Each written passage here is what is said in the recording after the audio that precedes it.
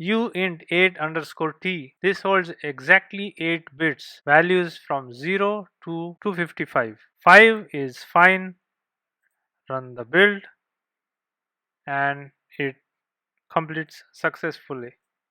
300 doesn't. 300, run the build.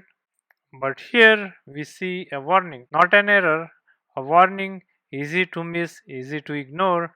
Because 300 doesn't fit in 8 bits, what actually gets stored is 44. Silently code runs, it just runs with the wrong number. A missing include stops you cold, a renamed main stops you cold, but this doesn't stop you at all, it just lies. Stay inside the range and the warning disappears.